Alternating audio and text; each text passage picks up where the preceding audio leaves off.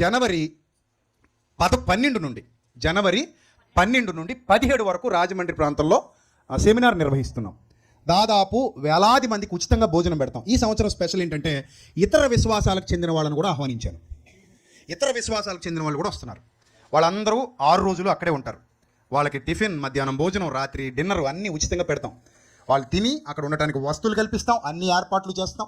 చక్కగా వాళ్ళు అక్కడ ఉండి వాక్యం నేర్చుకుని వారి గృహాలకు తిరిగి వెళ్ళొచ్చు. ఈ సంవత్సరం ఇస్లాంకి చెందినటువంటి షఫీ గారు కూడా వస్తున్నారు. ఆయన ఎందుకు వస్తున్నారు అని అంటే ఆయనతో నేను మాట్లాడా, అయ్యా మీరు మానవత్వం గురించి మాట్లాడుతున్నారు, అలాగే మతోన్మాదం గురించి మాట్లాడుతున్నారు. ఈ మతోన్మాదం గురించి, మానవత్వం గురించి 2 గొంతులు కలిస్తే ప్రభుత్వానికి వినబడుతుంది. ప్రభుత్వానికి వినిపించే క్రమంలో నేను సిద్ధపడుతున్నాను, మీరు వస్తారా అని అడిగా.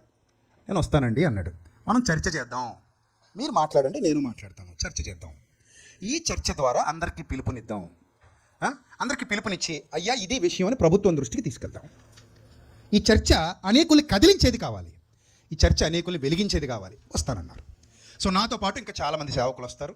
నేను మరి మా బ్రదర్ని కూడా ఆహ్వానించాను. ఈయన వస్తాడో తెలీదు, కానీ ఖచ్చితంగా వస్తాడు, రావాలని అనుకుంటున్నా. లాస్ట్ టైం కూడా వచ్చారు ఈయన.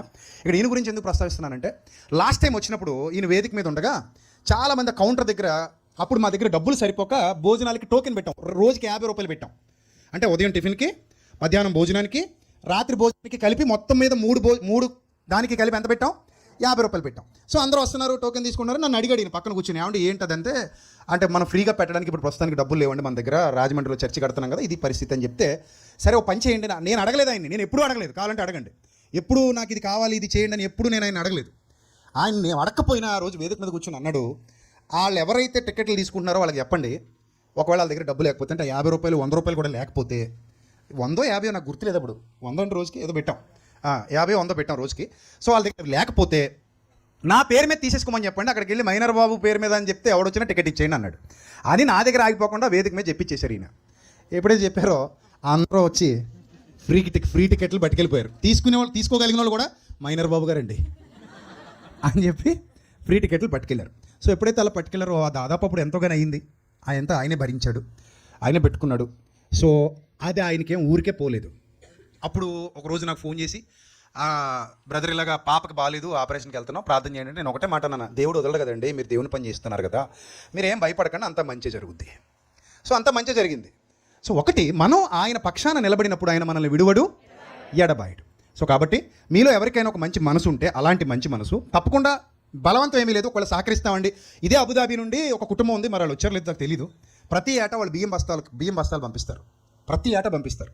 అన్న అక్కడ జరుగుతున్న ఆ పరిచర్యలో మా వంతుగా ఈ అన్నదానానికి మేము ఇస్తాం, ప్రోత్సహిస్తాం అని పంపిస్తారు. వాళ్ళు ఇక్కడికి వచ్చే ఉంటారు. మరి ప్రతి ఏటా వాళ్ళే, అబుదాబి నుంచి ఒక ఫ్యామిలీ, వాళ్ళది మామిడాడ, అక్కడ నుంచి ఇక్కడికి వచ్చి పని చేసుకుంటున్నారు, భార్యాభర్త, వాళ్ళ పిల్లల్ని ఇచ్చి పంపిస్తారు. వాళ్ళు వచ్చి బియ్యం బస్తాలు అక్కడ వేసి వెళ్తూ ఉంటారు. అలా చాలామంది ఉన్నారు పిల్లలు.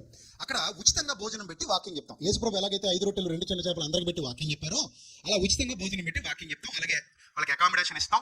ఈ 5 రోజులు రాష్ట్రంలో, తెలుగు 2 రాష్ట్రాల నుండి వేలాది మంది పిల్లలు వస్తున్నారు, వాక్యం నేర్చుకుంటున్నారు, బలపడుతున్నారు, పెడుతున్నారు.